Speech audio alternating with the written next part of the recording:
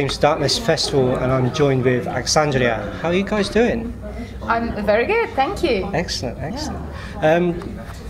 Were you in the UK last night, or where were you performing last night? Last night we were in Underworld in London. Yeah, totally amazing show. We had a superb venue. It's really a rock and roll venue, right? And it's even punk rock. You can name it like that. Yeah, but it was totally. We should have done a ball, Blitzkrieg pop cover or something. It would have been really appropriate there. Yeah. But it was fully packed and the crowd was going wild. So it is a quite packed, intense venue as well. You're right, virtually in with the crowd. Yeah, you're almost one of them. Yeah. Excellent. Well, your brand new album, Sacrificium. Correct. I had trouble pronouncing it. Anyhow, come out here in the UK on the 5th, but it was released on May the 2nd. Had a listen to it this morning again. Very, very powerful, very, very in-depth. It grabs you and throws you against the wall from the minute you press play. It's, to me, I've listened to obviously all your albums. To me, this is like the cream on the top. Yeah. Is that how you guys feel about it as well? Because it's such a powerful piece of work. You have the composer here. Thank you very much. We are also very proud of this album. It has taken us a long time to do it, and we are, with all the trouble we have been through the last year with the singer change and shifting the schedule several times. There were points we could hardly believe that we would ever record this album, so we are very happy to have it out right now. It's a good feeling.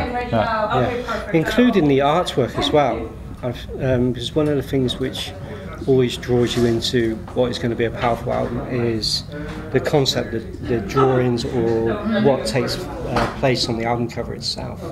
Who was behind the artwork this time? Well, the man who has done the artwork finally has been Stefan Heilemann.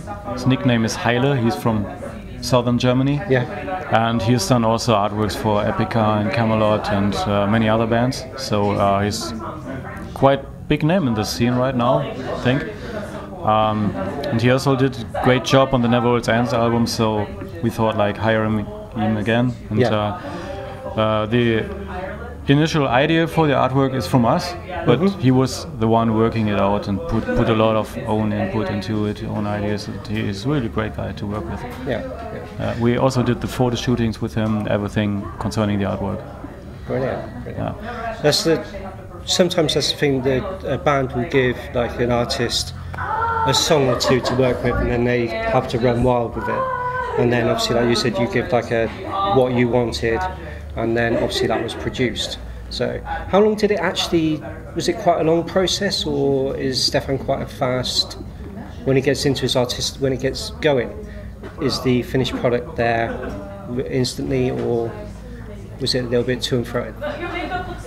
You mean from the very first notes that have been written in the songwriting process? No, and I think you meant with the actual artwork. Creating the artwork, how fast that went. The artwork? Yeah. Sorry, it's so loud here that I didn't get everything.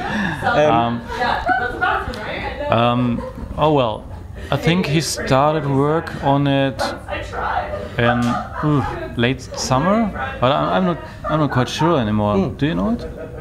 Do you have an idea? I know I have 1,000 mails from him. Check this.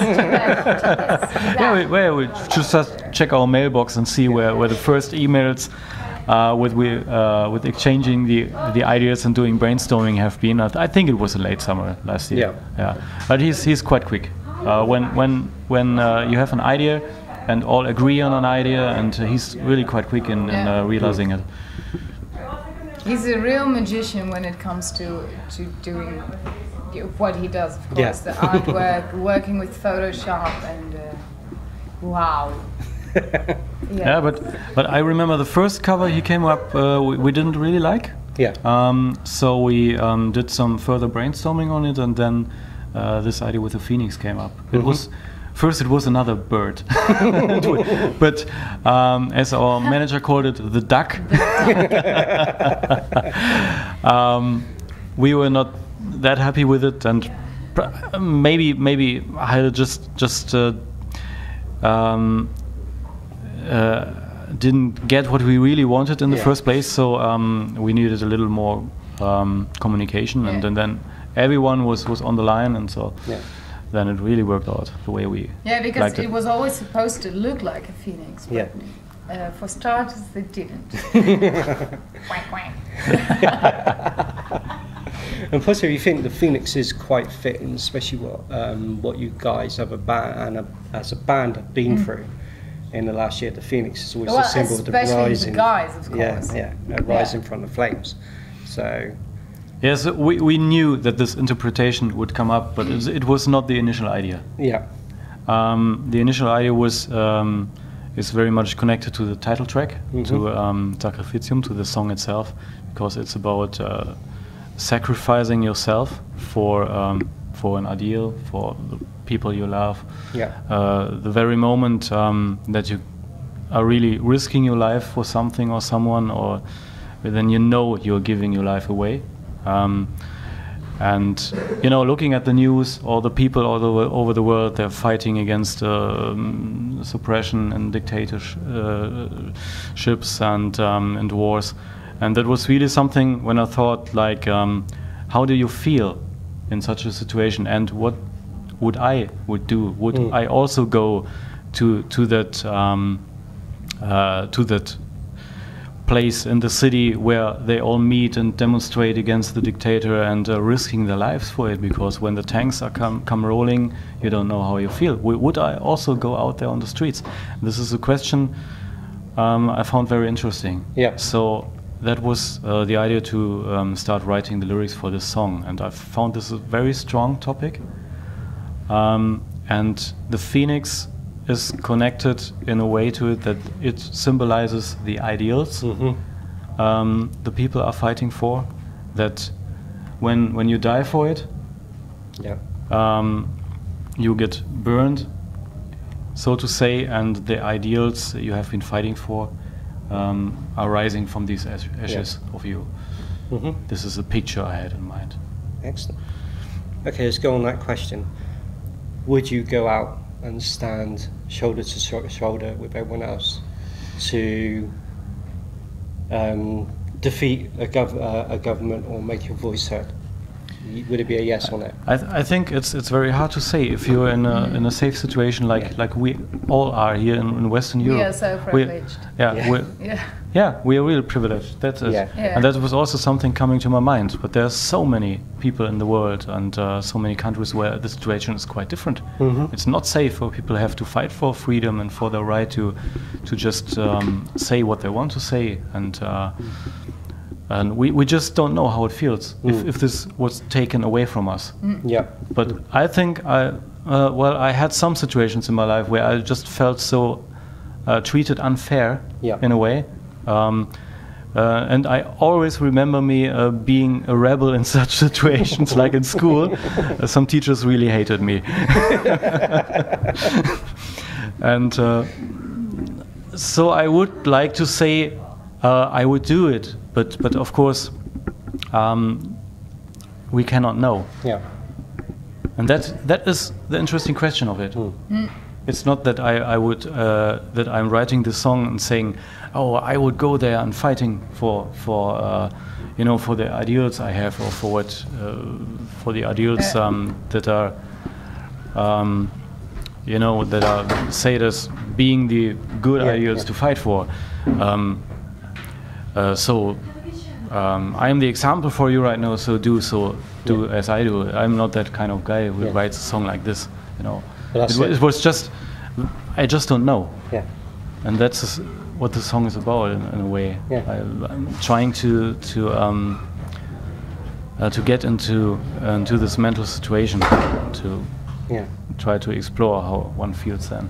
But that's one of the beautiful things about our music, because you can write about a certain situation, and that brings up reflections in people's lives, and then obviously they start thinking about it, then they grab a certain song which will reflect on a certain time in their lives as well. So you guys have got the power to almost like paint a picture, which you're writing songs, performing songs because of a certain thing which has influenced you, but in reality that's actually happened to someone out there, to one of your fans maybe, and they can see where you're going, what you're saying in the music as well. So. Yeah, it's a very strong connection there.